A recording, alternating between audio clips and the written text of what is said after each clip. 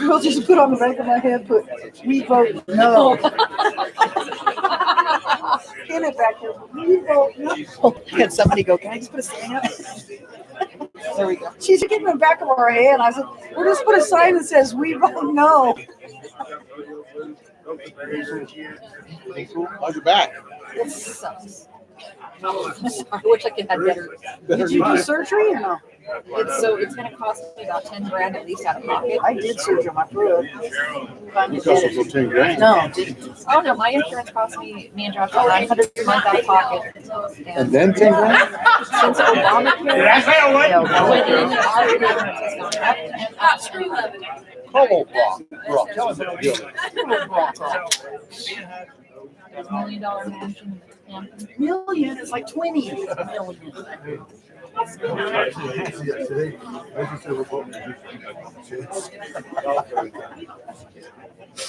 Folks, can you take your seats, please, and we'll get started? I don't know what Katie McMurray. LPM talking. She still got hers. They haven't passed those out yet, have they? Yes, when you registered, when you walked in. The ballots in, the ballots out. The ballots are not yet. The ballots. No. They're gonna finish the open mic session comments, and then there'll be the voting. Tom McKenna. Good afternoon, Vietnam. You know, we shouldn't be voting. Can't hear you. Speak into the mic, please. We shouldn't be voting today. This proposal was never proposed to the voters. With enough proper time to think about it, decide what we need to do. It's one of the biggest decisions facing us. And if I could say so myself, one of the dumbest propositions I've ever seen. I've heard a lot today about what goes wrong, what goes right, and you hear about all the negatives in the world and very few positives. The New Mexico bread program is a positive. You don't fix what's not broke, and this program is not broke. And they also say you ought to put your money where your mouth is. Well, I brought a study in here. It's a Triple Crown qualifier. Could have sold him for $300,000 in export standard. Didn't. Why did I bring him here? Because I believe in the Mexico bread program. About 3 months ago, I went to Kentucky and brought 10 Kentucky mares out here. The mares that I have in my barn right now are all Kentucky bred mares. When I got in this thing 17 years ago, I went to Kentucky and bought mares because I realized that's what we needed. We need good bloodlines. Fred said a mouthful today. But I want to compliment Fred because he's done one heck of a job. And he's brought some good stallions in this state, and we're seeing the results of it now. You asked me if the Mexico bred program is working, let me just point out a few factors. One of them is, when you look at these races today, and when you look at the condition book, and you see what this racing secretary is throwing there for extras, he's throwing in New Mexico bred races because he can fill the damn races. We're having a hard time filling the open races. But the breeds are doing well. 2 or 3 years ago, if you had a breed running a mile at 140 to 141, you were doing a good job. Anymore, our breeds can run with the opens. Whether they're 6.5 furlongs, 6 furlongs, a mile, it doesn't make any difference. That's how far we've come. We've got a lot of people now look at this program we've got. We've got a lot of other programs in this nation that are really suffering. We're not the only ones that are down on brood mares. It's down across the board. But I didn't bring Conquest more money here for nothing. I brought him here because I hope, maybe, I can breed the first New Mexico bred horse to run in a Gregor Stakes race.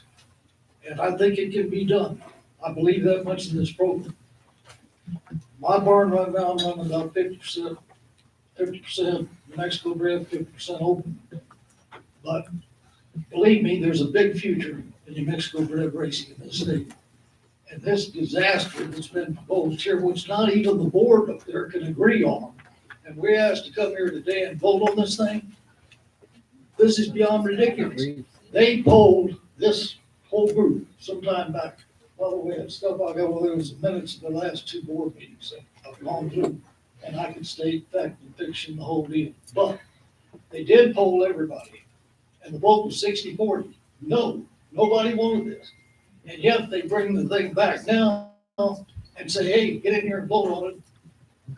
Did anybody read about it in the magazine? It was quarterly magazine. I never read anything about it. Anybody ever see anything on the website? Nope, nobody. We didn't know a damn thing until they sent this application out. That doesn't walk. This is not right. Now then, to the next thing. Vote for Donald Trump. Oh, Everyone can agree on that. I thought today we were going to have some dynamic news about the Riodosa sale. Well, let me tell you a little something about the Riodosa sale. They get here grumbling. Oh, well, we can't give those areas away, blah, blah, blah. No, you can't do that because you're running a damn quarter horse sale. That's all you've ever run. You've never tried to do anything to promote thoroughbreds at all. Somebody asked him a question about, hey, how about putting some brood mares in that? I said, well, we'll think about it. Yeah. Well, let me tell you what we're gonna think about, folks. We're not all gonna be selling at the Mexican sale anymore. We're not gonna eat. We're gonna have a cross-section sale on the internet in this state, either this year or next year. I think it'll happen this year. And it'll be broad-based. You can expose your horses. It'll be a sale of all ages, open, whatever it may be. And it will open a new horizon in marketing your New Mexico bred horses. Believe me, it's gonna happen. There's a bunch of good things that are gonna happen in New Mexico. And we can make it happen. And there's 2 ways we can get this thing started. We can jumpstart it. Do 2 things. Split the races. And you ask me why? We'll kill the races. Split the races and split the boards. This board already discussed it among themselves and they're doing their vote. In other words, I don't know anything about the 4-horse business. I have no reason to vote on it. 4-horse people have no reason to vote on my business. Split the board, split the races. You'll fill the races. I can't think of anything else. Tom McKenna. Yeah. How many agree on something? Vote for Trump. Woo, At least someone can agree. Sandy McKenna. And that's true. There are lots of ways to market your horses and you do not have to be at the Riodosa sale. And if we can't get people there to buy horses, guess what we're missing? Owners. We need owners. This whole industry is driven by owners. And sometimes we get lost in the whole big picture. So if we want it to be different here, we're the ones that have to change it. Why are we not encouraging the people who are in states where the breed programs have gone flat, horrible flat, like California? Texas. Why are we not encouraging those people with information and advertising about what kind of a program we have here? Bring your good mares over. Bring your good stallions and make them New Mexico bred. We're not doing any of that. We don't do anything to promote ourselves. And it's time that we do. It's time that we take the initiative to do something to change what's happening here in New Mexico. And if we're not able to fill races, let me clue y'all in on something. Pick up a condition book. And you'll figure out why those races are not filling. Because the racing secretaries, despite the fact that they have great computer programs, will not write races for what they have on the backside. So if the fact that the races are not filling is not because the horses are not here, and it's not because they're not on the track. They're here, they're on the track, but they cannot get an out. We've got a older New Mexico bred mare that has been standing in the barn for 9 months They will not ride a race for older mares. Sorry, we're not gonna take her home and breed her yet. She's really good and we wanna keep running her. But we paid for her to stand in the barn. So I think that we all need to be more open-minded. We need to think about what we're doing in this industry, at the racetrack, here in the breeding in particular. We don't need this kind of bylaw change to fix this program. And in some ways, I think this bylaw change has more to do with fixing the financial bottom line of this organization, which I don't really care about. That has nothing to do with me raising horses. And further, I don't think our legislature is going to be really thrilled to hear that the people like us and many, many of you in this room have a serious investment in property and livestock here in this state. And that's going to be worthless if this passes. It's going to be absolutely worthless. So please think about how you're voting on this issue. Please think about the things I said about what we can do to fix this industry. And let's all get busy and do something. Thank you. Yeah.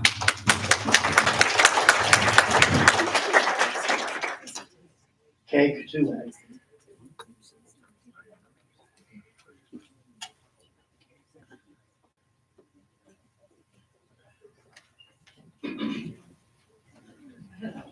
My name is Kay Katulak. I live in Nebraska now, but once upon a time I was up there and past president and many years on the board.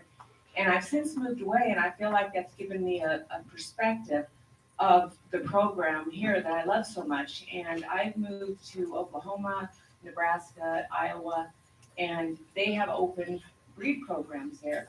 And I can tell you what, the stallion guys get no more mares. They have a terrible thoroughbred folks for their stallions, very low stud rates. And furthermore, the sales, they're, what you'll see is you have the same buyers, the same people, but now the sale toppers are those open ones that come in. So it hasn't changed much. It's just that now your New Mexico legitimately bred ones, you know, they just get further down the ladder. It's even harder to sell those now because of these open, quote, New Mexico breds that show up in the sale. So I don't think putting our foot in the door and opening those borders is, I think it's just a start to really make this wonderful program kind of more average, like it is in other states that do that.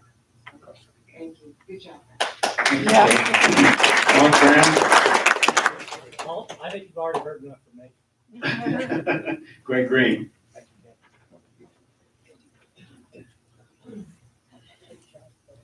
I have to write mine down so I don't forget, but, overall, the horses that come in, say they bring in 20 horses or 30 horses a year full out here. We might be able to beat 20 of those, but there's gonna be 5 or 10 we can't beat. And, so if they bring in 30 a year for the first 3 years, 60 horses are gonna leave because they can't compete no more, the mares. And so you bring in 30 new mares, 60 leave every year, you lose half your mares. And, the babies they do have here, you're not gonna be able to compete with those. So in 3 years, everybody's gonna be busted, have to leave town, basically. And, it'll ruin all the breeders. And the only way to compete would be to quit and restart, and who's gonna be able to afford that when they got 10, 20 years invested?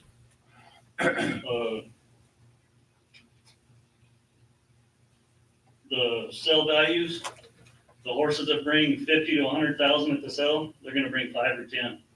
Who wants to buy a New Mexico bred that can't compete with a Uncle Mo or a Cabot? Nobody's gonna buy those kind of horses. So, it's gonna ruin all the sale values on the legitimate New Mexico breds. I bought some from Jay Taylor. He said, "Hey, Greg, buy these horses from me," you know, and I did after the sale. I never would have bought them if I had to run against open New Mexico breds. And I have a horse that Mr. Hubbard raised in my barn now that cost $100,000 at the sale, and he probably wouldn't have brought 20 if he had to run against open company. He was out of a New Mexico bred mama. He was pigeon-toed, and he brought 100,000 at the sale. He probably wouldn't bring 10 or 20 if he had to run against open New Mexico breds. So, and we need open horses worse than we need New Mexico breds. We ran in some 3-year-old races last week. The colt race had 3 people from New Mexico run horses in it, 3 trainers.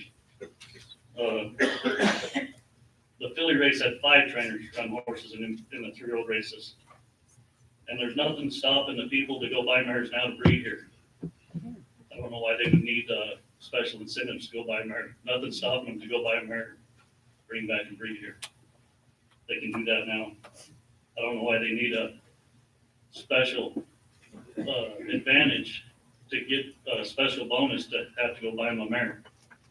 Everybody can go buy a mare anytime they want to buy it and bring it back and as good as they want to buy it. Maybe something that if you want to improve the situation, say a mare's first foal to win here gets a breeder's bonus. You know, you get 3 times the money instead of the regular. You know, give them an incentive to go get you a new mare and pull it out the first time. Give them a little breeder's bonus for your mare's first foal to win in New Mexico. Something like that, but that's about it, I guess. Thank you. Thank you very much. Susan Vescovo.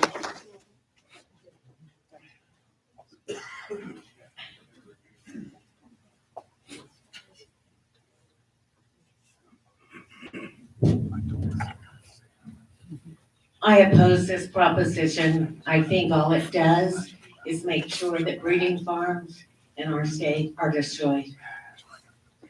And whether you're talking to the McKennas, who probably have more dollars invested in this industry in New Mexico than probably all of us in the room combined. They have Conquest money, who they're gonna be standing here. Fred Alexander has a Tis Now stallion. He paid a lot of money for to be here in New Mexico. And you wouldn't have these horse farms putting forth all this tremendous expense to have other horses come in and beat them. I know in the presentation today, we were told when the financials were being read about New Mexico breds being successful in open races. Well, I'm sure most of those are $5,000 claimers. They're not allowance horses. We can't compete with the breed. In the quarter horse industry, I think there's little difference between open and our New Mexico bred quarter horses. I think they're close to running with the open. But in this thoroughbred arena, we are not. And many of us in this state, I'm one of the very smallest breeders in this room. But I do have a mare that's had really good babies. I have gone to Kentucky and bought horses to breed here. And I think everyone, if we keep along the path to where we do go out and we do buy better mares, we're going to accomplish this same goal, that the ultimate offspring are gonna keep getting better and better. I just don't think we can risk destroying breeding farms in the process. Thank you.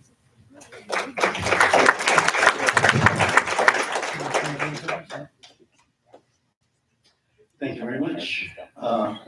Last but not least, Ralph Benson.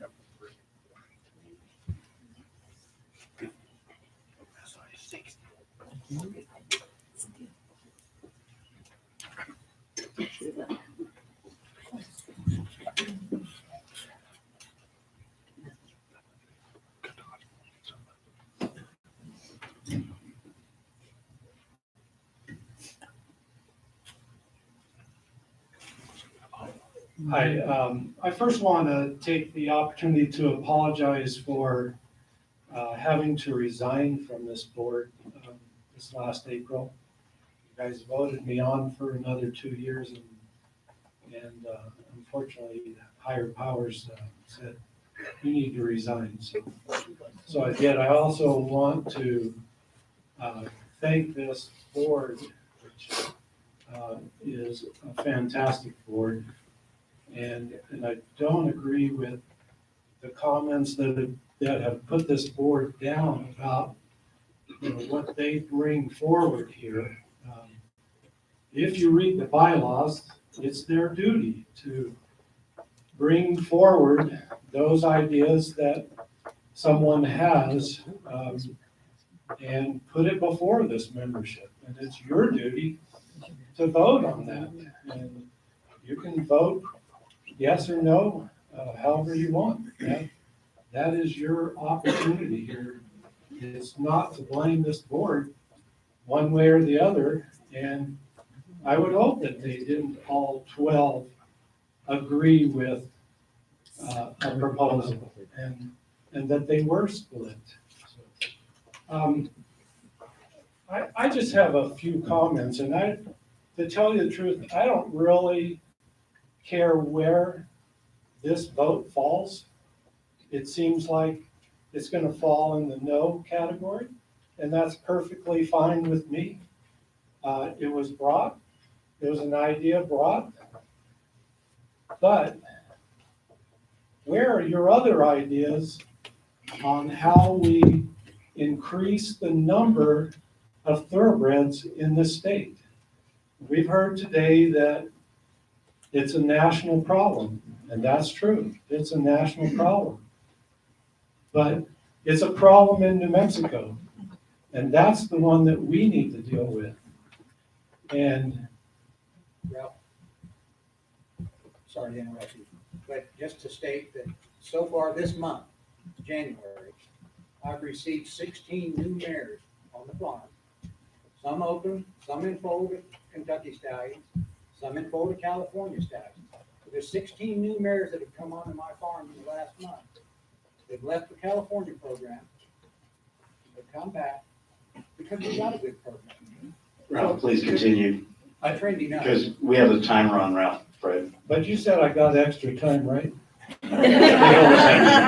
We'll be here all night. Tip your words. Fred, I totally agree with you, and I've heard some things at this meeting that are very encouraging, because all we've heard over the last few years is down. And so one of the things that we started looking at is we need to address this problem. We can't just let it go and see where we end up, because where we've ended up, as Mr. Willis said, is with not enough horses to fill enough races to get more days. And that's the key here, is what do we do to get more thoroughbred foals? And you're right, Fred, we have a great program here. And why don't people, this is something that's puzzled me forever, why don't people breed more thoroughbred mares? We don't have any problem in the quarter horse side. We have all the mares being bred that we want, but we do have a problem on the thoroughbred side. I want to point out some things, and I know it's not going to change anybody's mind on the vote. And I have to say, don't vote based on your own personal, how this affects you personally. Vote on how it affects the industry. That's what we're here for, is trying to make this industry better, both the breeding and the racing. Let's see where I am here. Here are a couple of ideas from other jurisdictions.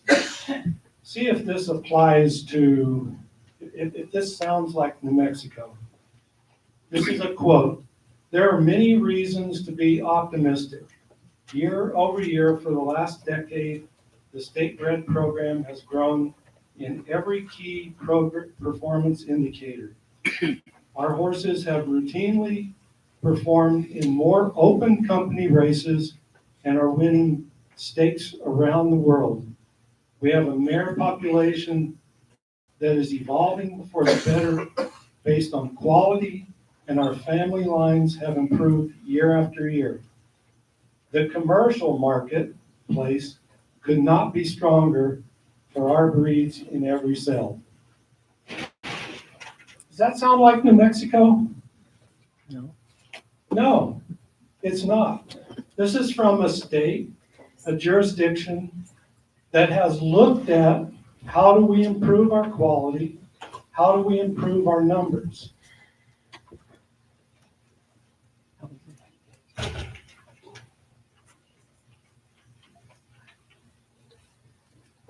In Ontario, many of you probably know this, they have a mare purchase program.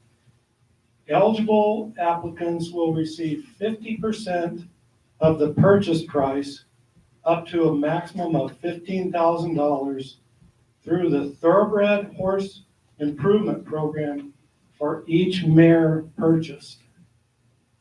Now, if Tom, you think this is a crazy idea, what do you think of this one?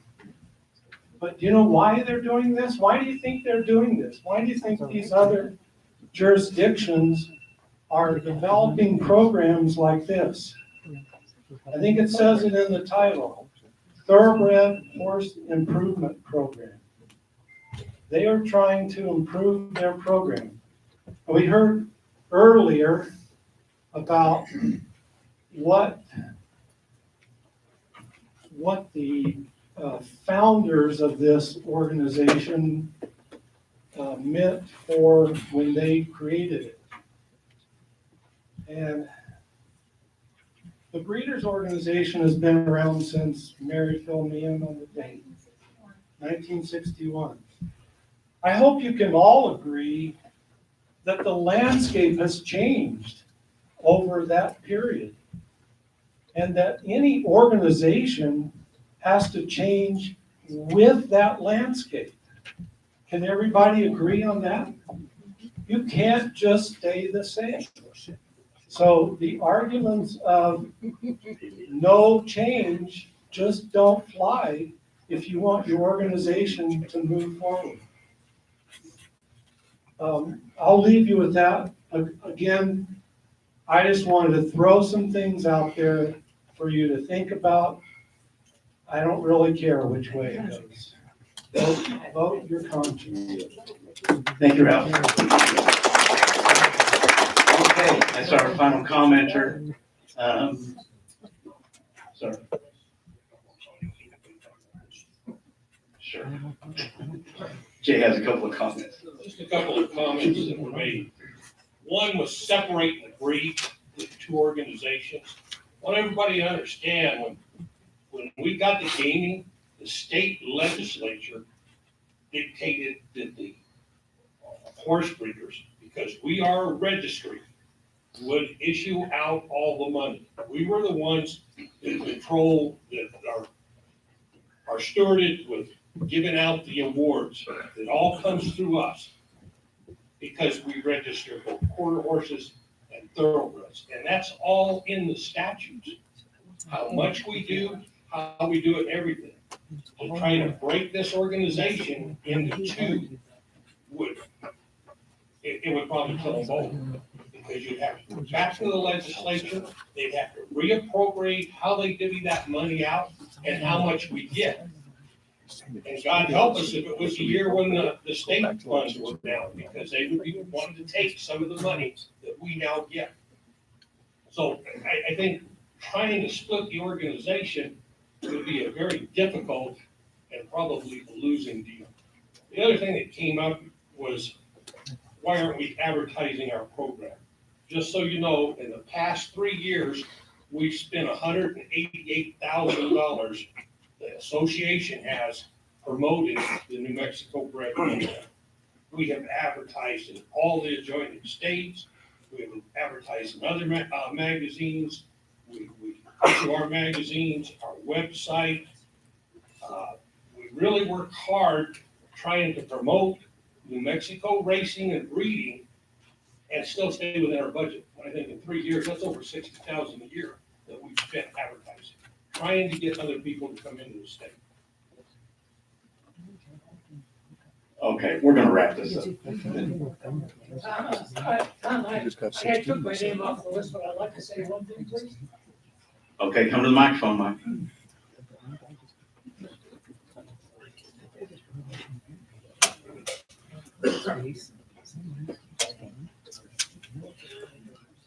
I'd just like to say that, before this meeting, I talked to a past lobbyist that asked some senators and people in the legislature what they thought of this.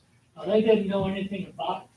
Okay, I'm glad you brought up the statutes, and I know you guys did your homework, because I was told that you talked about this, because I thought this was a statute issue, not just a bylaws issue. Okay, but this association was created, yes, in 1961. But it didn't come into really fruition as far as money until we got gaming. And then we get part of the gaming revenue. Now, the intent of all those statutes that this does was to help the New Mexico breeder and the New Mexico residents in breeding and everything else. Now, if you pass a deal like this, where it's gonna help people in other states that are members of this association, but they live in other counties, other states, other jurisdictions.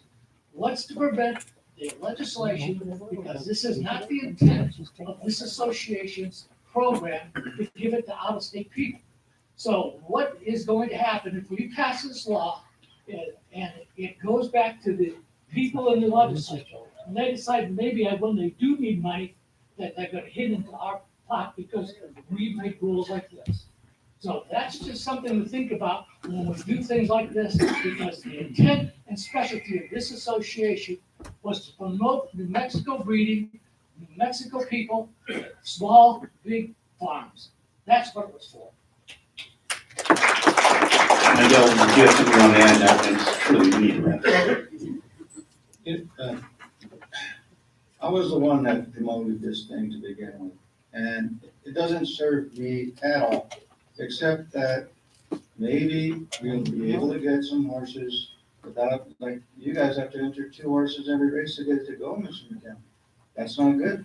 And so we need more horses to be able to fill the races. That's all it's about. We need owners. We talked about owners.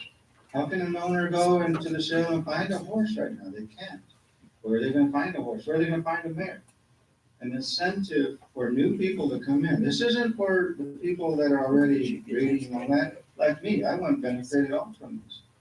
But if we're gonna bring in new people, we have to give them some kind of incentive. We don't have, like Mr. Green said, 3 times the amount of money to give somebody on their new baby. We don't have that money available.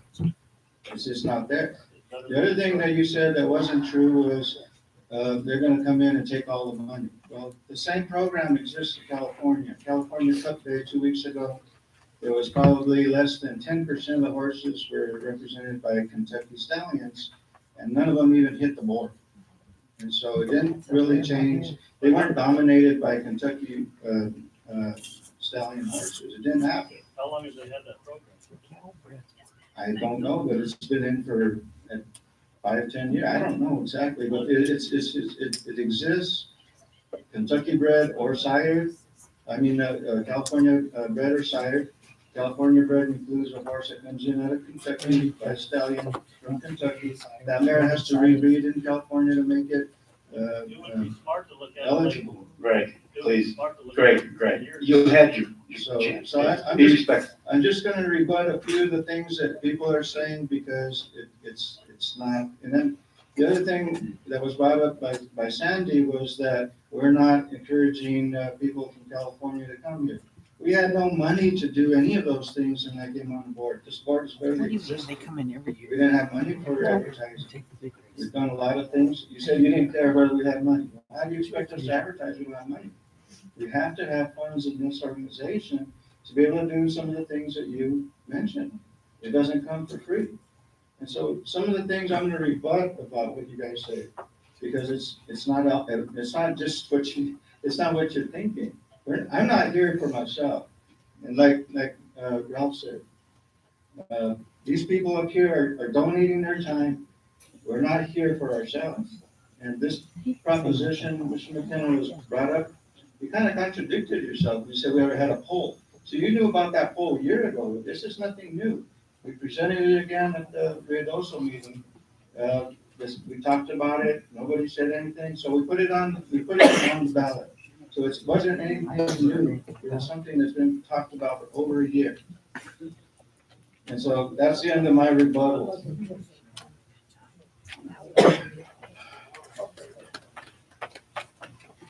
Let's vote. Yeah, let's vote. Let's go. Okay, everybody's had their chance. Tom, respectfully, you and Sandy had your chance to speak. We need to go. So we're gonna start, I need y'all to pick up your ballots. I wanna let you know that as far as the trustees' votes are concerned, that will be overseen by Jay Taylor and Paulette and Ernestine and Deborah Laney. Marvin and Colin from Moss Adams will be overseeing the ballot counting for the special ballot items.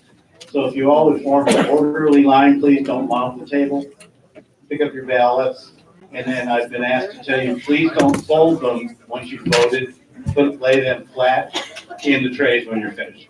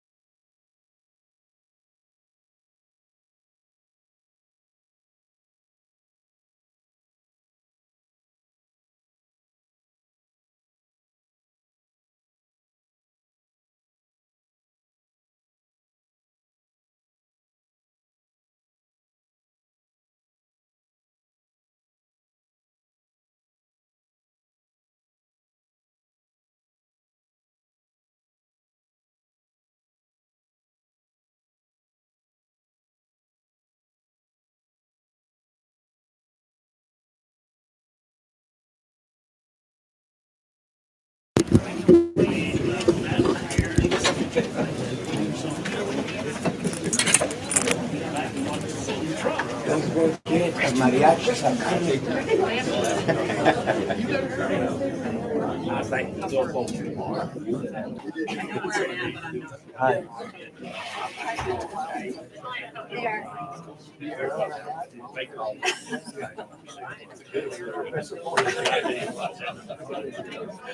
we're gonna start, this roundtable discussion with Dr. Megan Petty. Megan, if you want to just maybe pick a table up here close to the front.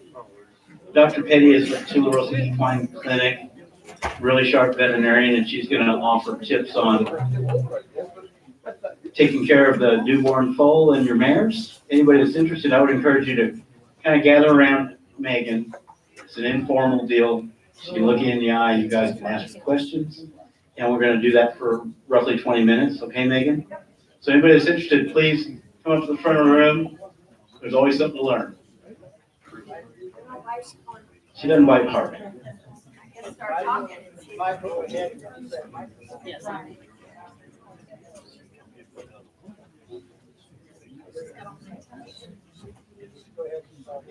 Okay, can you guys hear me?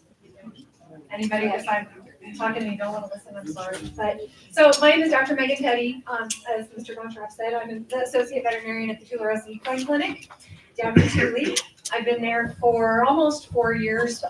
Just a little bit about myself. Prior to that, I was in the equine practice northwest of Houston for 3 years following graduation from Texas A&M. Prior to that, I grew up on a quarter horse and thoroughbred breeding farm in Texas near San Antonio. And so this topic, taking care of your mare and your foal post-foaling, is probably the most near and dear thing to my heart. It is who I am. It's why I do what I do. It's why I'm a veterinarian. So hopefully I can provide a little bit of perspective from both sides of the table, as it were, having grown up in the industry and now as a veterinarian that does this professionally. It's a big part of our practice life at Tularosa Equine. So we'll get started. So basically, when I started thinking about how do we take care of our mares post-foaling, you really have to start with pre-foaling, right? You can't get a healthy baby on the ground without a healthy mare to start with. So there are some packets too, and y'all will indulge me. Brian Anderson told me I don't get talking points, but this is how I keep it short. So this has all of the information we can cover if you're interested in this. But starting with pre-foaling vaccines, 4 to 6 weeks before your mare foals, ensures that your mare is producing good quality colostrum for that foal, which is going to set us up with a healthy foal.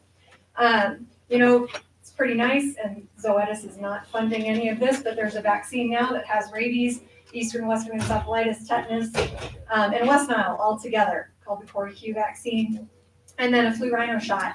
So 2 shots for your mare, bing, bang, boom. You're miles ahead of where you'd be if you didn't provide those pre-foaling vaccines to her. Additionally, and what I kind of do, because from the time I was a little bitty kid, including now, I live in fear of forgetting to open Catholics on a mare. So we typically do that at the same time when we administer the vaccines, unless we have some extenuating circumstance that requires the mare keep that Catholics in a little bit longer.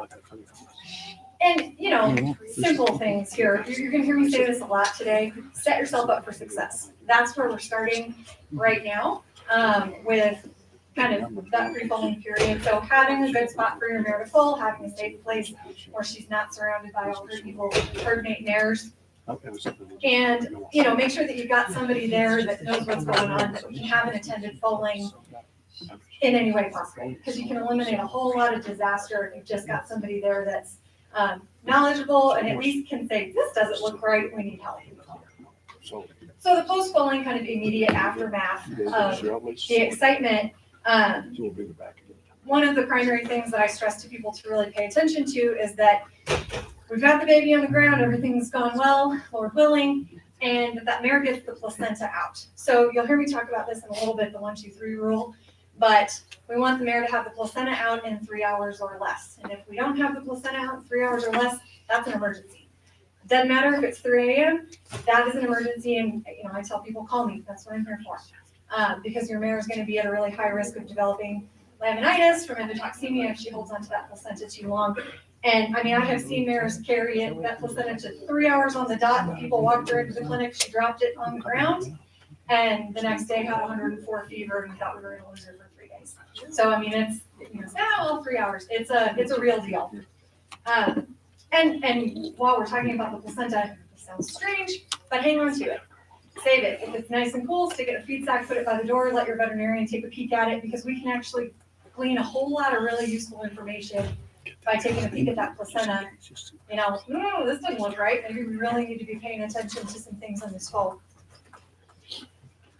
In that kind of immediate post-foaling aftermath too, I want to pay attention that that the mare, pardon me, is not having any undue discomfort. You know, obviously a lot of them get a little crampy passing the placenta, kind of that time period, but then we don't have anything over and above. And have a plan with your veterinarian. Medications you need to have on hand that they have educated you on how to use, and when do we use them, and when do we need a phone call? When do we think this is more than just kind of normal run-of-the-mill post-foaling soreness?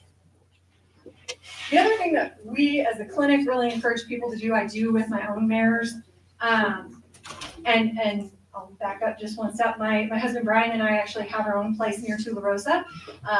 So this is something that we do with all of our mares that fit the criteria, is we actually collect colostrum right after the mare foals. So you don't want to do that on a mare that's a maiden. You don't want to do that on a mare that's streamed milk or lost any of that colostrum before she's foaled.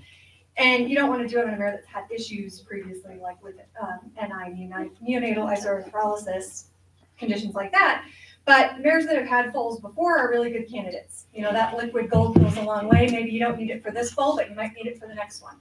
So it's a good idea to bank that, collect it into a wide-mouthed bottle, and actually in the handouts, there's some notes in there about, you know, easy ways to do that. Stick it in the freezer, label it, and you've got it. We encourage people to save a little syringe full of it so we can thaw that out and get an idea of the quality without having to thaw the whole pint. But it's a pretty quick, easy insurance policy for the times down the road when things don't go quite the way we want it to. Other piece of this to think about is deworming the mare after she's foaled. Broad spectrum dewormer goes a long way, oddly enough, to kind of prevent diarrhea in your foal, because there is a worm that gets spread through the milk. And so if we deworm the mare, we eliminate that parasite. Hopefully we eliminate foal diarrhea. And I'm gonna say this next one as she's sitting over there, but I actually learned this little tidbit from Leslie Concharoff, that thinking about restraint of your mare post-foaling is something that a lot of us just kind of take for granted. But invariably, every once in a while, we get ones that are kind of sneaky, or the maiden mare that's trying to figure out why the alien on the floor is poking her in the udder. And, you know, how do we kind of maintain a safe environment for our staff and our foal, especially sedation can be your friend. But the other thing is to utilize a lip chain versus putting a twitch on a mare. Because one of those post-foaling complications that we fortunately don't see too often, but is a real possibility, is a mare developing a uterine artery bleed. And when you put the twitch on the mare, you jack her blood pressure up and potentially have a bigger problem and a bigger wreck on your hands. So, I mean, been there, had to put a twitch on the mare before because that was the only option we had. But as you're preparing for this joyous occasion of foaling season, thinking about what are some things that we can do to set ourselves up for success. Okay, so we've prepared pre-foaling. Now we've got the baby on the ground. Now what? Now we want to get her in foal again. So this is something that I, again, utilize with my own mares, that we stress in our practice, and is doing an exam on your mare. Obviously, if I'm not the one that's there when the foal is born, I take a little peek back and make sure we don't have any tears or any issues with the mare immediately post-foaling. But in that 7 to 10 day period, after the baby hits the ground, it's going to be a spot that I think maybe is underutilized, and I probably told most of you guys things that you already know, but really a smart idea to do a post-foaling exam, palpation, ultrasound reports, but also utilize a speculum exam. Specs cheap, and it's really easy to accomplish. So, as my boss, Dr. Leah Hamilton, likes to say, you miss more by not looking than not knowing. So we all know we got to have follicles developing. We got to have our uterus nice and shrunk down so we can get her bred. But the piece that we miss a lot of times is some of these mares have their cervix is just beat to snot post-foaling. And we're expecting that, you know, science tells us their uterus shrinks down in about 2 weeks and they're ready to get right back in foal. But the cervix is the last line of defense that that uterus has.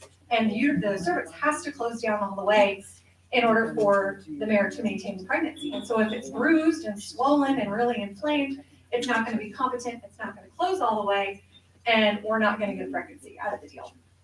So direct visualization of the cervix and the vaginal wall is incredibly, incredibly important. I can tell you, I probably spec'd 5 mares in 3 years in Texas, and I spec'd every single one that I looked at post-foaling now. And it has saved us a lot of headache, it saved us a lot of stress, it saved people a lot of money in the long run. Looking at one going, ugh, I don't like the way the cervix looks. You know, I know we're day 13 and she's got a big pretty follicle and the uterus looks good, but I don't like the way her cervix looks. So we're gonna hold off on this one and short cycle her out of her full heat and come back here in a few days, check it again, make sure everything looks okay. Now we've got a pretty cervix, now we're gonna breed her. So kind of a good rule of thumb is if she's ready before day 10, her cervix isn't gonna be ready, you skip her and save yourself a headache. If we're looking after day 10, take a peek at that cervix and see what it looks like. Now, that's not to say that full heat breeding never works, because obviously it certainly does. But if you breed the mare, don't get her in full and have to breed her back, you're gonna be about 10 days ahead if you could just skip that full heat and short cycle there into it anyway. So there's actually some numbers in this packet that are kind of interesting. It's fun to put pen to paper and sort of think about the logic, because we all want an early foal, right? I know I do. Early foal, yeah, those things are gonna sell better, they're gonna be bigger and stronger and, you know, look more mature and athletic when it comes time to the important stuff like running or selling. But if we get too far ahead of things, sometimes we end up behind the 8 ball.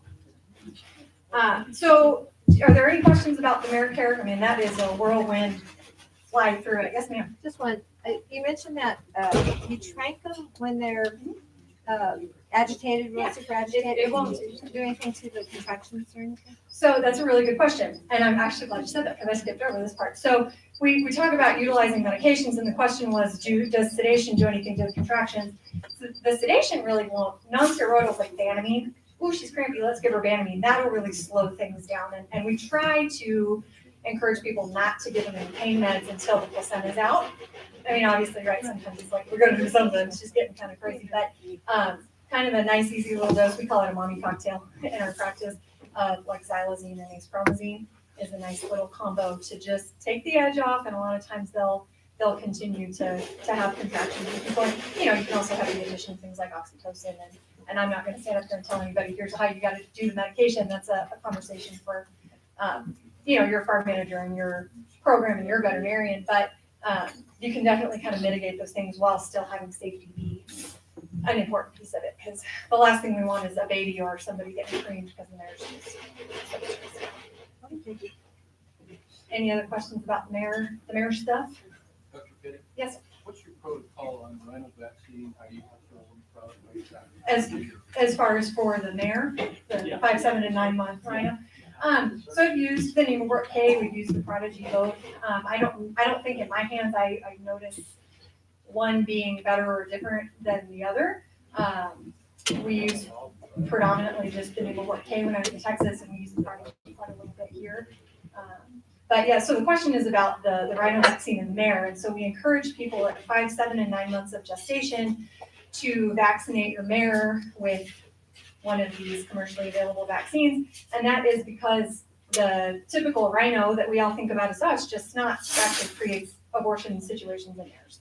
So especially if you have a mixed population of mares where there's potential exposure to something like a young horse that's had rhino, we want to have them vaccinated so we don't have a big abortion storm, because that's nobody's idea of fun. I don't know about in your practice, but our farm, we get a board, well, not a board, probably 20% of the nurses are board. We ask the client, you know, what kind of vaccinations do they have? Well, I don't know, she's done it in the past for 9 months. Yep, exactly. And I think that's a really, really important point for us. It's a herd health thing, obviously, right? We don't want to be bringing anything in if you're taking your mare to MJ or to LL or to me or to whoever to foal, that we protect the ones that are already there in addition to the ones that we're bringing in. And I tease my husband all the time. I said, well, you don't have to remember if we vaccinated this mare or not yet because she had a baby last year, so we know we did. you have that kind of annual vaccine protocol in place already. But yeah, there's plenty of these horses that never seen a rabies vaccine before.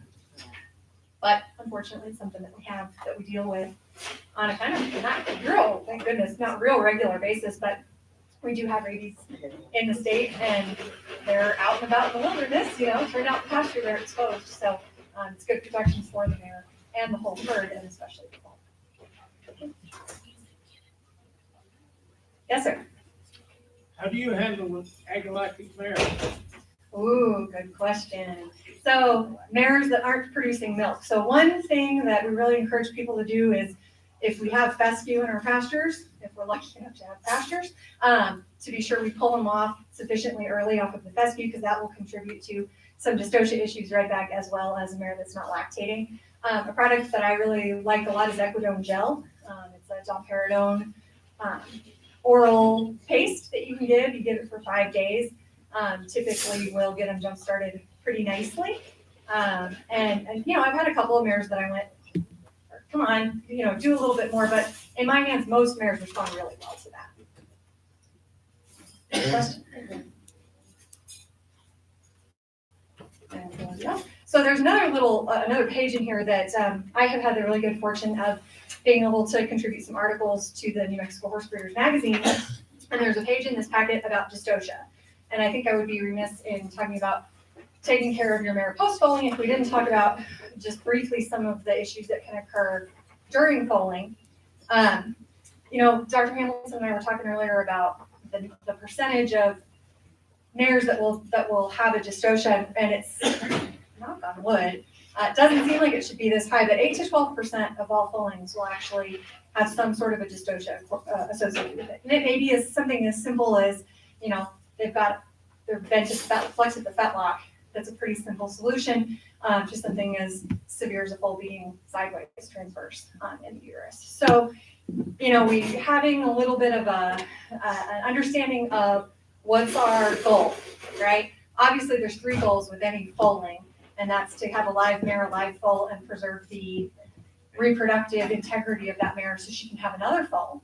But when you get down into a major problem, who's our target? Do we want to save the mare? Do we want to save the foal? Because unfortunately, sometimes it comes down to, we got to pick, because time is of the essence. So stage 2 of labor, from the time the water breaks to the time the baby's on the ground, should be 30 minutes or less. And for every 10-minute increase in that, over and above that 30 minutes, you have a 10% reduction in the risk, or reduction in the chance of that foal surviving. So every minute counts, and you'll see, Dr. Franklin can probably attest to this, we all get a little bit stressed out when things aren't going right, and that's because we know that clock is ticking. And obviously, we want both parties to survive this deal, but sometimes you're not going to get that foal out without drastic measures. And that, you've got a mare that is worth everything. Okay, we're going to do things a little differently and see what we can get done. And the time to have that conversation is not at 3 o'clock in the morning when the poo has hit the fan. The time to have that conversation is now, before you have a disaster on your hands, so that you're, 1, not sleep deprived, 2, not completely stressed out and terrified, and 3, not emotionally charged. We talk to our clients all the time about colic situations. It's the same thing, kind of know what your budget is, kind of know what your plan is going to be before you have to make the decision yesterday, So the other kind of piece of this is, I'm very fortunate. Again, I grew up on a breeding farm, and my folks have been in this industry for a really long time, for a little bit in New Mexico and a lot of time in Texas.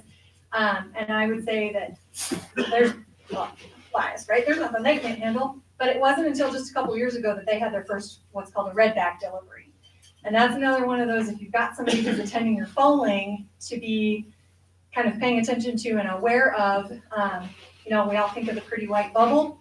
We have the amniotic sac presented, and now we've got a baby coming 2 feet in the nose.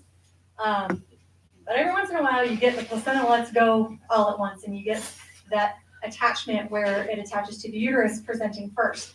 And you get a rapid decline in oxygen, and that is an emergency in itself. You get that thing cut open right away so that you don't have full suffocating inside the placenta. So just a couple of things to kind of think about as far as that goes. So are there any questions with just OSHA emergency, only emergencies. It's a whole other conversation for a whole other day. We could talk about this for 3 days and not cover it all, but. I can make a comment real quick. It's funny you mentioned the red bag. WL Morning and I were talking about that this morning. Better have a pocket knife, because you're not gonna be able to break that thing with your hands. Have something. Or scissors. Any questions for Megan? Thank you very much. Do you want to talk about goals or do we need to move on? We kind of need to move on, I'm sorry. I'm Wendy, sorry. There's a lot of good fall information in here too. There's a lot of wind in this room today. You're not alone. Thank you guys very much. Thank you, Megan. Next up is Werner Query and Mike Logan. Werner has an idea for what he's terming the New Mexico Million, if I've got that right. Werner, the floor is yours. In this deal, what I am mainly trying to do with this is give us another idea on improving our breed program and improving our sales. Instead of opening up our borders, I wanted to present a stakes race that would draw people from out of state into our program because of the price that we have on this race. I'm aiming at it. It'll take some years to do it, and it'll take us all to get involved. But if we had $1 million stakes race for nothing but New Mexico bred, it would draw some attention. And it would also give your foals someplace to go instead of going to Salem and being New Mexico accredited. They would be qualified to run like a $1 million stakes race, but they'd have to be New Mexico bred. Also, the thing that I'm trying to get out is that we could go from here to some national and international attention. If we turned around and had something, my idea is that if we had the New Mexico Million, and you could receive, if you win that, you receive a berth to the Sunland Park Oaks or the Sunland Park Derby. And we all know the Sunland Park Derby, it gets points to be able to qualify to go to the Kentucky Derby. A horse that wins in Sunland Park Derby gets 50 points, and that usually will get them into the Kentucky Derby. And it would also increase our mare power and our stallion power in the state, I think, because then you would be breeding for a horse that could go 1.16 miles or further and run in classic races or graded races. And we've kind of formed a stakes committee, and what we're trying to do is get with the tracks prior to them putting in for their dates and everything and discussing things with them. One of the things that's come up with everybody is the difference in how many quarter horse races a track has and how many third races a track has. The thoroughbreds outweigh, as far as the amount of races, the thoroughbreds outweigh the quarter horses. We're trying to get it to go from like an 80 to 20% to at least a 60-40 or a 60-40, get it down to where it's more even. You run as many quarter horse races, New Mexico State bred quarter horses, at every track as you do the thoroughbreds. That's one of the things we're aiming at. But the main thing that we're wanting to do is help draw attention to New Mexico that we have some quality stock, and we want quality stock. And I think it would draw a lot of outside attention if we had a race like this. We already have a New Mexico Horse Breeders Oaks and a New Mexico Horse Breeders Derby at Sunland Park. And I'm up to 120,000. If we took that money and we incorporated it into one big race in the state every year for New Mexico bred thoroughbreds, the quarter horses say they're in pretty good shape. The thoroughbreds are hurt. I think it would help us increase our thoroughbred population and our thoroughbred interest. I got copies here if you want to look at them, and I'll give you one or whatever, and then I'd like to get the comments because it's going to be up to all of us to get involved in this if we're going to make it work. Right? Thank you, Warner. So, go ahead. Got a question. Are you proposing this for 2-year-olds or for 3-year-olds? For 3-year-olds. 3-year-olds. And what we're gonna have to do on this is turn around and have it to where we can,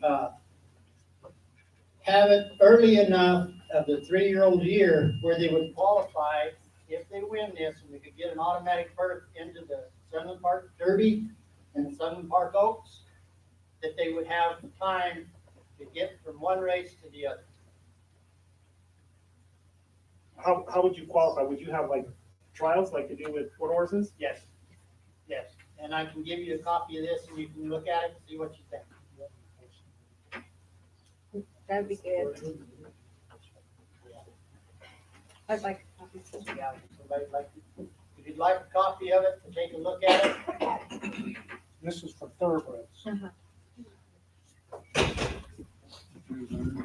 I'm through. So it's admirable what Werner's trying to accomplish here, and I know a lot of you probably instantly think $1 million, oh my gosh. You know, if you go look at Louisiana's million, some of the other states that have $1 million races, and it's not that hard. It's pretty, actually doable. We kind of need to really think about this and get all y'all's input and ideas on it, because as you well know, we had to kind of go to bat to keep the copper top security going. And these tracks are wanting to eliminate the 2-year-old gratuities, especially the early races. And I don't disagree with them. I think if we get something like a derby that we can point these horses to, that will, you talk about increasing numbers at the racetrack, if we'll quit running their legs off as 2-year-olds and try to point them as 3-year-olds, I think we'll have more horses running for more years. This is built for a thoroughbred, this particular one, but if you look at it, you'll see that you could do the same thing with the quarter horses if you chose to. Thank you. Yes, so would you be looking to start this 2022? When are you talking about starting? What I'd like to do is, Flacco, is I'd like to find out from everybody here why we brought it up at this meeting, is to find out what everybody thinks. Then we can pursue it. And it might not be the goals of 2021 is what I'd like to do. But whether we'll be prepared to do something like that, because I've got to talk to people about incorporating this with the New Mexico horse breeders and also the horseman committee and everything too, to see how we might be able to put this all together. Yes, sir. So a week from Saturday, we have a Sunland Park committee meeting. And if you wanted this to be a topic of discussion on the agenda, I'll put it on the agenda. I'll inform them of that. If you wanted to be there, you're more than welcome. But we will also have management there, so you'll get some early indications of their feelings toward it. And then in February, we have a race dates meeting, I believe, right, Bev? Right. And so, so they're gonna start putting in for dates. So I would encourage early discussion with Sunland Park, even though, if you're talking about it for 21, because we put in for 21 dates next year. Okay. So. And the thing is that I feel like too, is we're gonna have to have the horsemen's committee at the track, in there with us, and all of us pull together. Yes, sir. And figure out how we wanna handle it, and what would be beneficial to the horsemen, to the breeders, and to the track. So you're suggesting a meeting in February, because we have a meeting scheduled in March. I was just saying, we're having one, so if the breeders would like me to present it. I would. Yes, sir, I so sure I'll would. take it to our committee, and then we have a state board meeting also in February. And then once it goes from the Southern Park Committee, we could inform the state board, and that will be on on February the 19th. And then we follow that up with the race dates meeting on February the 19th. I would appreciate it. Yes, sir. Okay. I'll just add to that, race date meeting that's scheduled following the Rules and Medication Committee meeting. It's just really a preliminary meeting to just generate some discussion. It's a discussion meeting. There's no ask for any raise dates at this time, but we want to provide an opportunity for the public to attend and maybe come up with some ideas that would affect the Breeders Association or the Horsemen's Association, owners, trainers. You know, we want to have an open forum, and before we go into having all this more specific requests for dates. I have one question. In the 3-year-old year, the fillies going to mile 16 would really have a disadvantage. So I don't think you'd probably get many fillies nominated. Well, that's where we've got to figure out with the track and horseman, Nancy, because what we have in this is we right now we have the New Mexico Horse Breeders Association Oaks, and we have the dirt, and we could split this. We could have the fillies and mares race, and we could have the colts and geldings.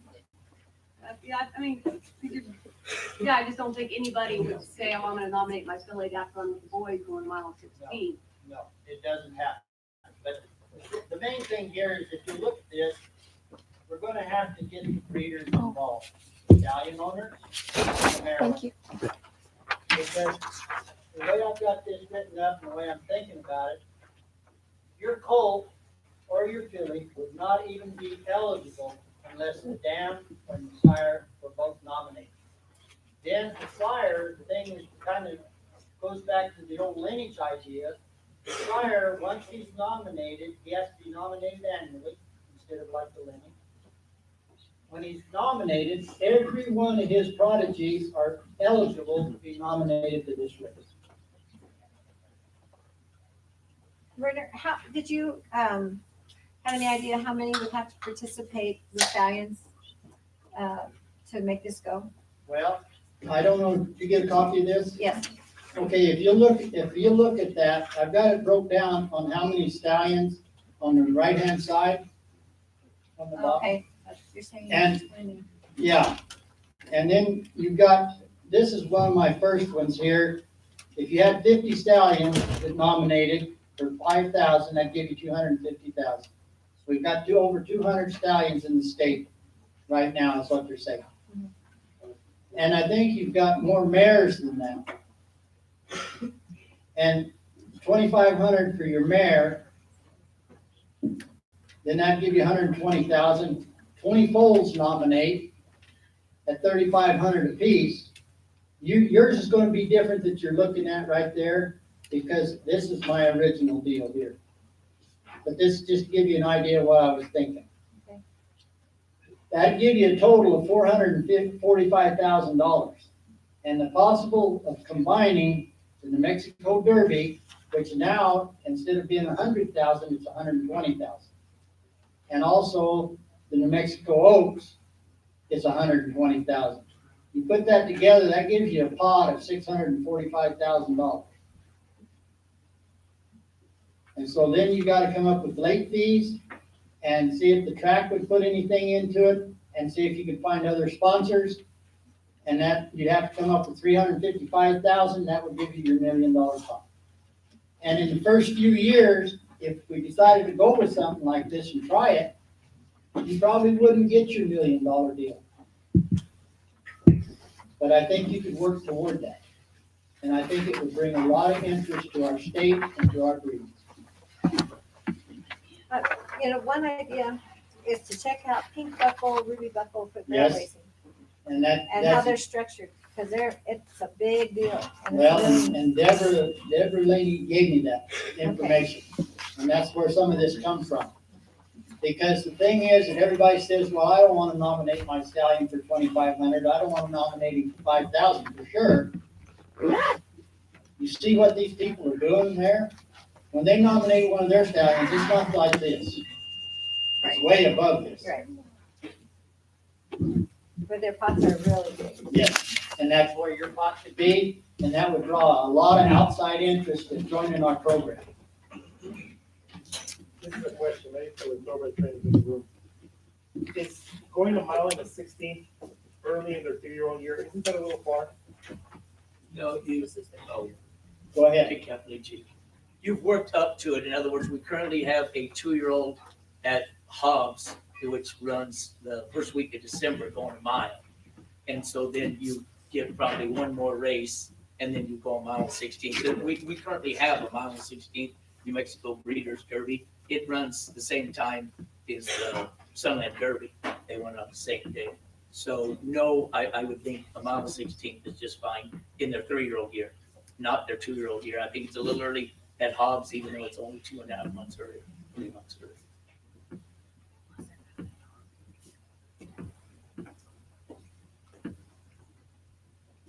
I'd just like to say that, none of this is chiseled in stone. That's why he's bringing it up.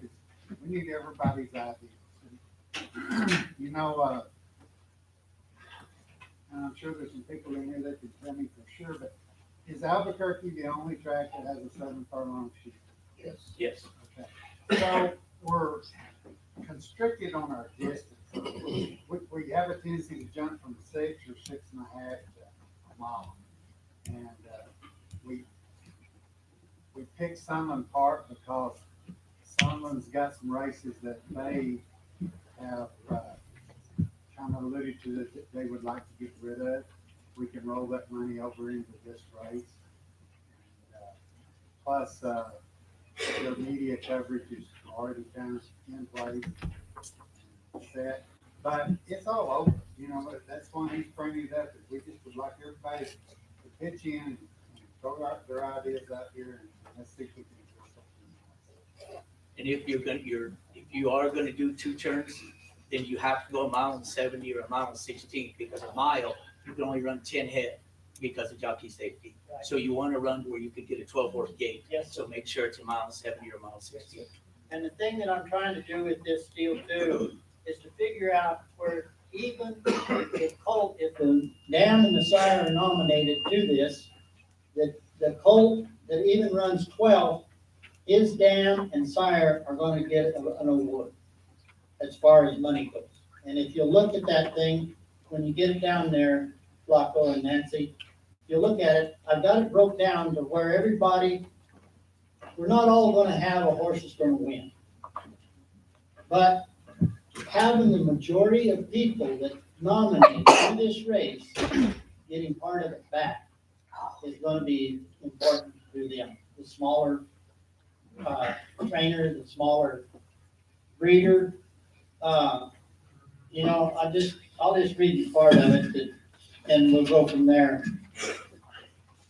I've got it broke down in the order of finishing the finals. 50% goes to the winner, which is 500,000. 1% goes to 12, which is $10,000. That's what the colt's going to get for running 12 in this race. Then the sire is going to get a $5,000 award for the winner, and is going to get $5,000 for the dam of the winner, and the foal himself is going to get a $5,000 award. This is what's all coming out of this $1 million pot that I'm talking about. And even if it's only 500 or 300, 1,000 or whatever it is, it'll break down that way money-wise. But then you go clear down to 12, 1% to the sire is $100, 1% to the dam is $100, and 1% for the foal is $100. So everybody that qualifies for the finals, you might have 20 head in there that are running in trials. But anything that qualifies for the finals and runs in the finals will have a chance for an award.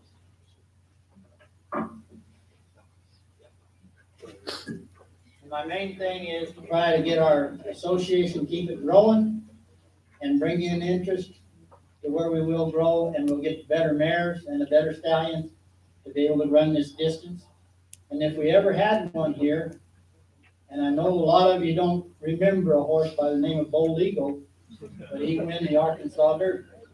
And that was from New Mexico. And we can do it again. Thank you.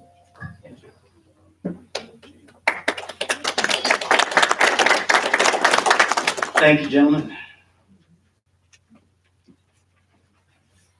So now we get to go to the fun stuff. We're going to do the door prize drawings. Everybody got their blue ticket? We're going to draw for the Kentucky Wildcat first.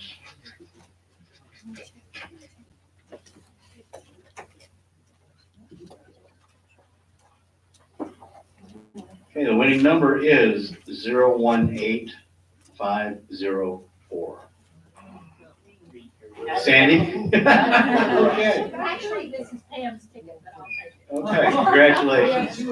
Come on, Sandy. And thanks again to Susan Hunter for the donation. Appreciate it.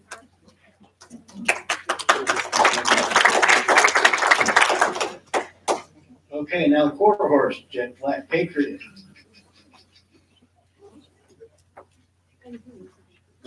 The winning number is 018441. The winner must be present. So. Anybody? Better draw.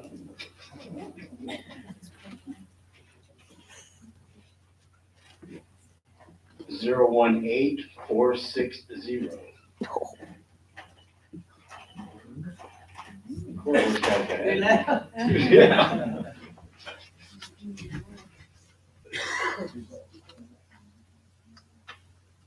How about 018459? I got 5'8". I got 5'5". Wait a second, I'll get changed my number. 018464. Oh my God. 6'2". It's bogus. That was a long meeting. 018492. Oh. What? Congratulations. Thanks again to Copper Springs for the donation.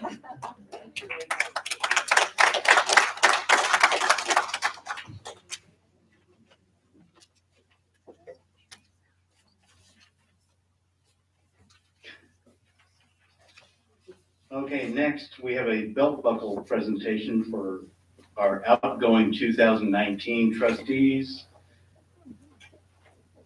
And Mindy MacArthur is absent, so we will be mailing hers. Beverly, can you accept for Ralph? Oh, sure. Be happy to. I was talking to Mary about maybe changing the buckles for next time to say, don't let the gate hit you in the rear end on the way out.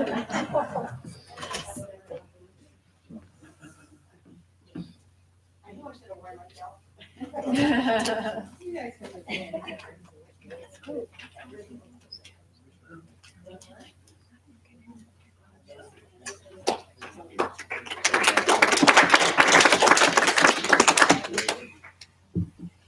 Danny Crozier. Danny Crozier.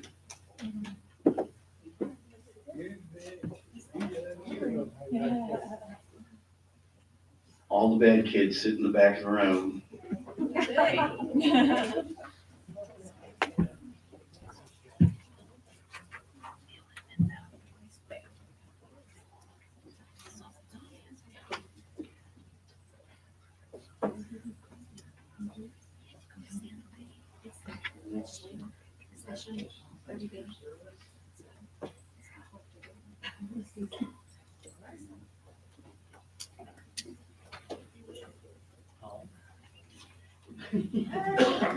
Thank you. Thank you, Danny. And Tom Pierce.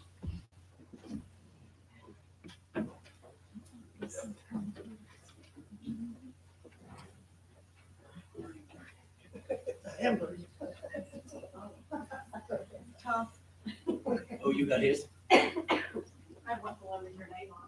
Oh my goodness, I didn't notice. Oh gosh. My check. Here, Bev. I didn't read.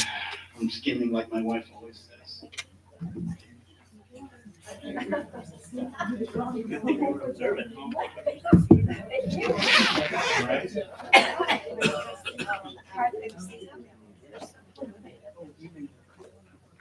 Nice and big.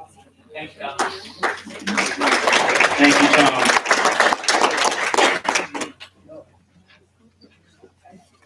There's a lot of ballots, I guess they're still counting. This is Bendy's, you get Danny. He doesn't look anything like me. I'll save him the trip. I guess we just have to be patient for the ballot results. Good time for a potty break, anybody need it?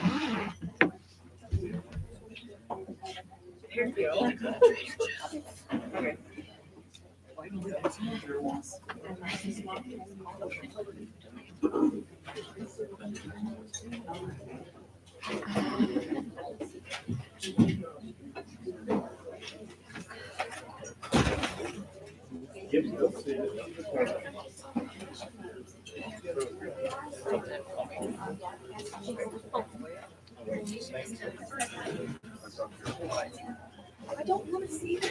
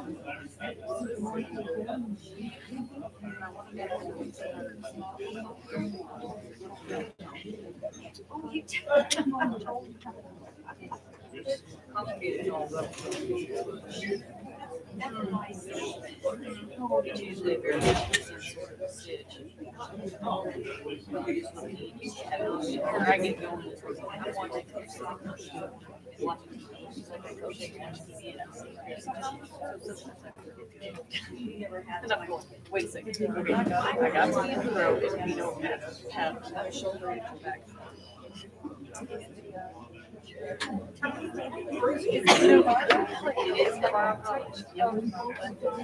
Yeah, I used to drive in front of it.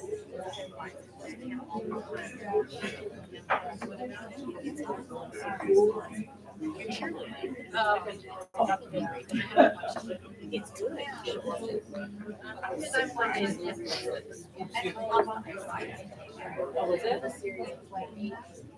Yeah, this one, this is the same time.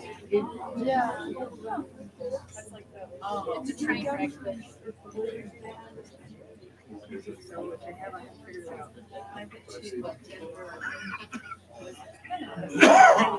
Yeah, it was better. Waiting for it to see how it was.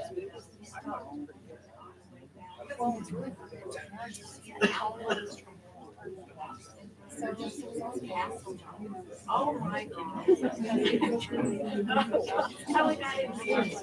Yeah. No, it was still we had.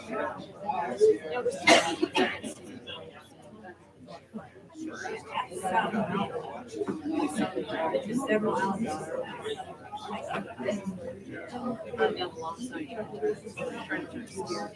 Yeah. Get up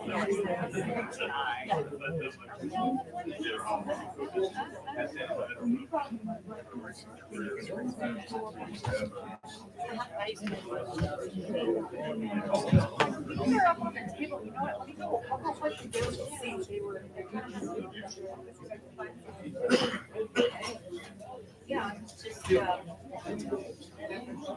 we were driving. I remember seeing.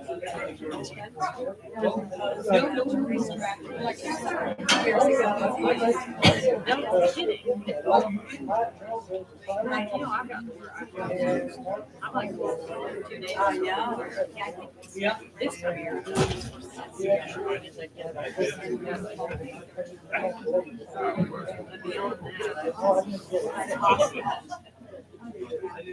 I just.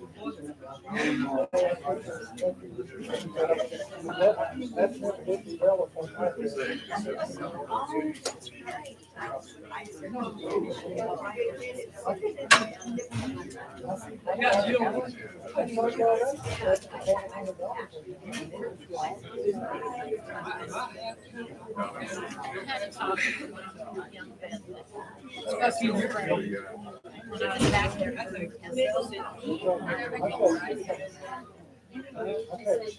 I think she's. You hard. Very hard. Yeah. But he's gonna get paid for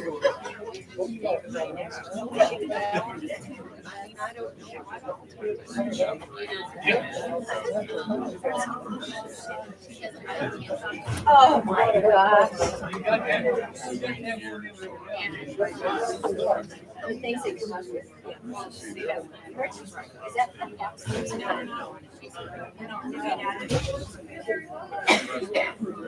Welcome back. Welcome back. Well, I don't know.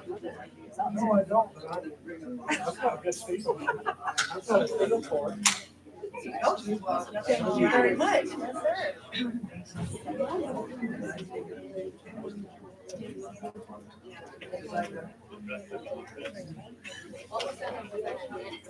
Those, the handouts from the merit poll information are sitting up here.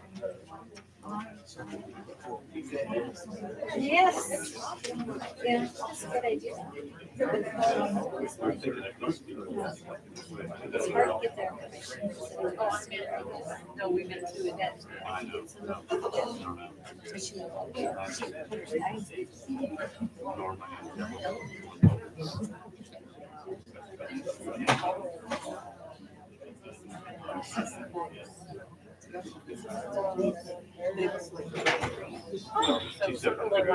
Yeah, it was like.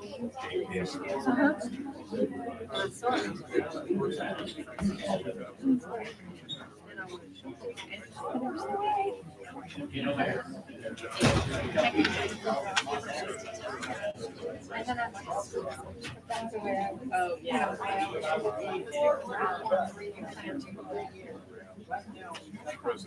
Thank you, guys. Yes, sir. You told me.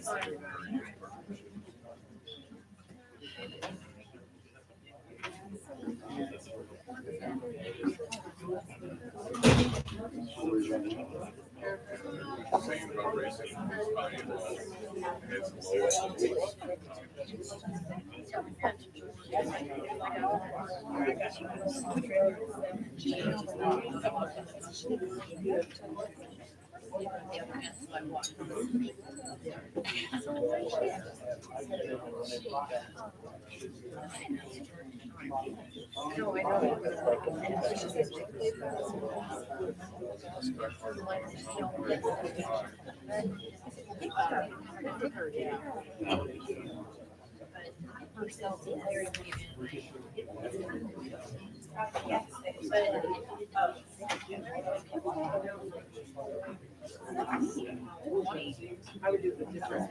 Like, I would do it different. Background. Yeah.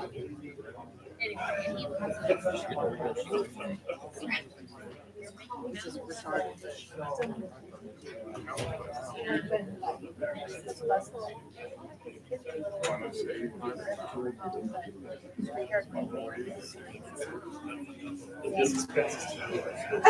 I believe it. I gotta get that to the building.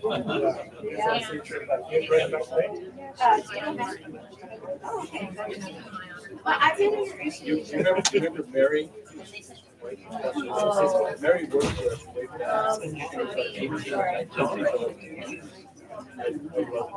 They've actually been out to most of them.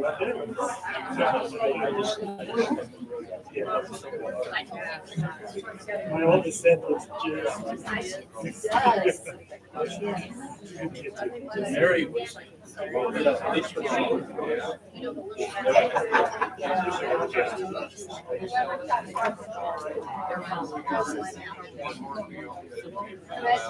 So Jim and I go back a long way.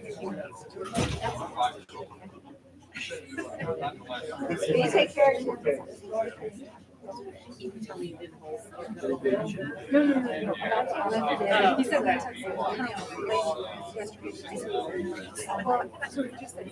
Please tell us I'm working on something.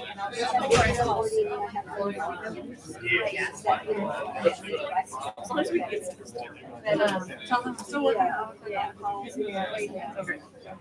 But I told him, yeah. I didn't reply. So I said,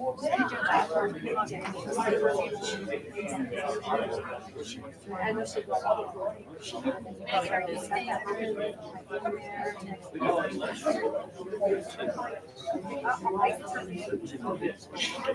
not me.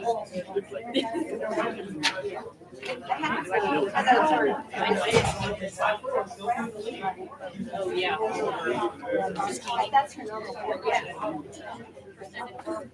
It's amazing how those owners can have some 11 months and 2 days.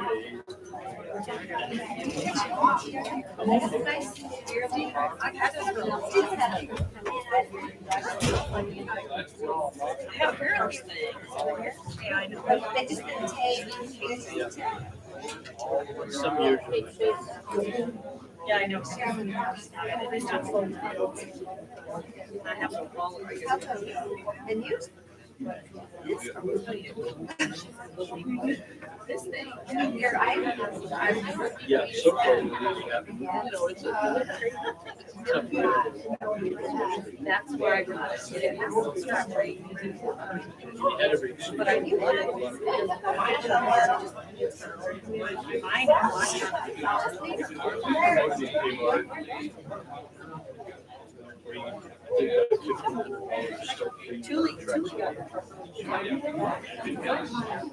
But we got some really nice ones out there.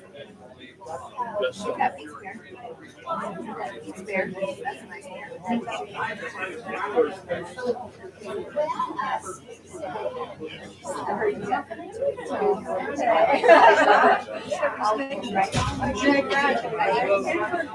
Oh, yeah. Yeah, she got two. She's so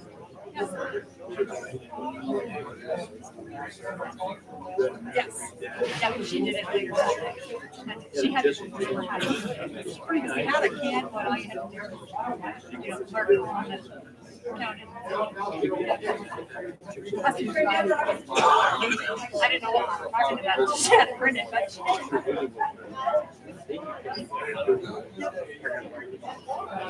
did. So you left here and like, I don't know here, I'm here for my stuff. It's like I'm.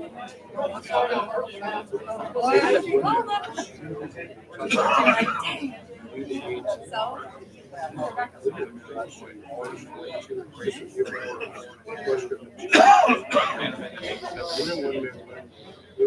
Three weeks apart.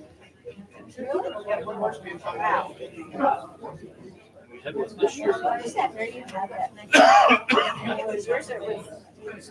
Oh, and it would have like litters. We've had several. I think they was big. We've got two. I like to.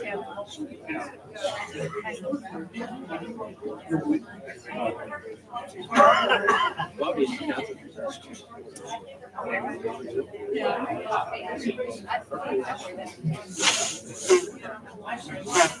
Get it on the ground floor that one. They're going to sell, but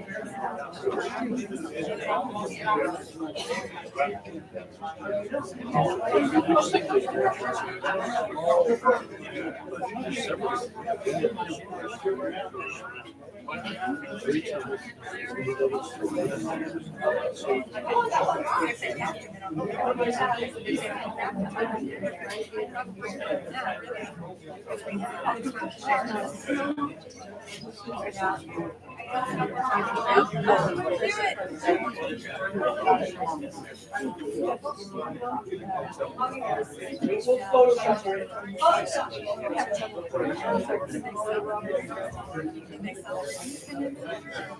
One year.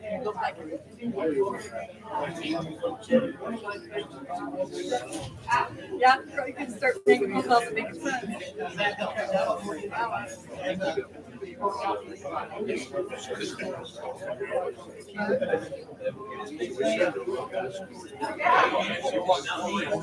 Back then,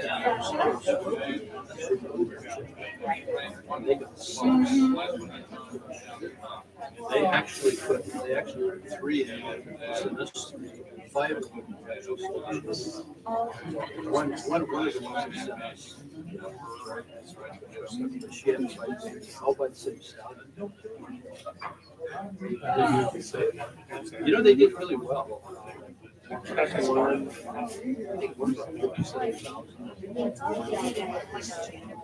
They sold. They weren't, they were decent, but there was no runner. What do we get? That's a good idea. I'm not gonna trash that. I gotta do that today, actually.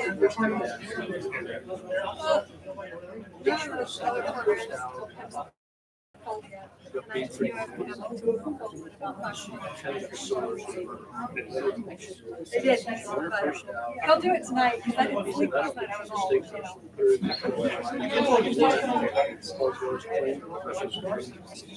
I know, that's because last night after I already had, because I drove the silver pickup next to it. That's what that's about, right? No. It snows, and I didn't turn it around. That's just really tight.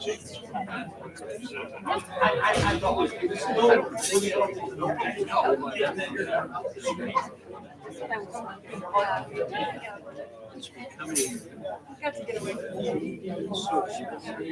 We've only done 2. Right, exactly. We had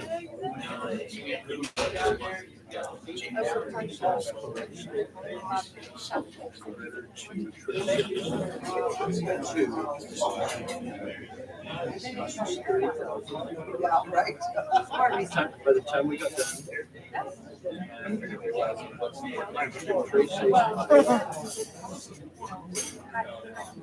Favorite trip. There was something wrong with it. But he just never would track it. He had to go to the New Mexico sale. He put on the star rating. I think it was 7, so we didn't really know. I know, I've heard it. And that was plus 30,000 plus the studs. So we just didn't have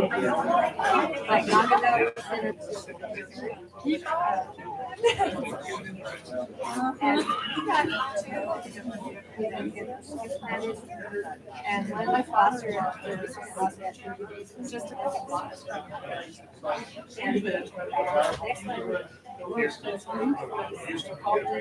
Well, that's the deal. She's his wife's like her house. And we bring her here. And they probably got his he was sitting there, so I just little dog was barking that thing. That one out. Bobby turned off the lights and take his but I don't say Bobby just get something. Got another this one. I don't know. I think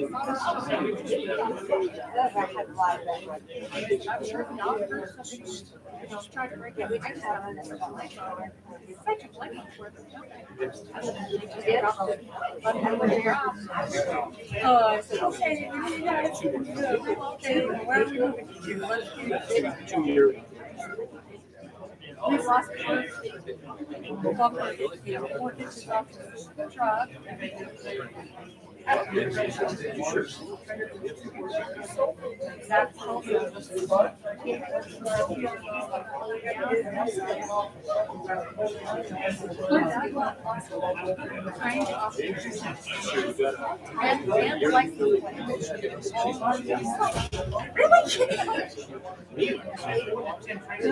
he's like with it, yeah. Frank was still there. He said, I said, like, he was in there. Came down to the Well, obviously was most of Dallas streets have been really close. This one was just, back in the Yes, yeah, that was hard. Take it off. You walk out there. Just left it. Just go grab a couple things and put some of the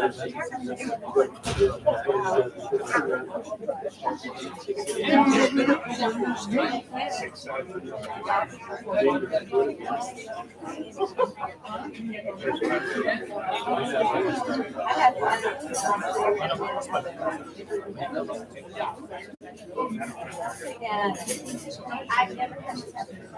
She was, she had to break her up.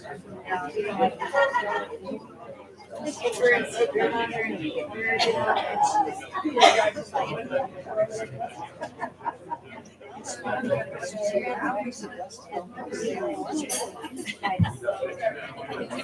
Just a little bit. I think to me, that's one. Maybe that's what, maybe we ought to propose that. I didn't even see you sitting back here. Oh, I sat up here on purpose. You've been over here the whole time?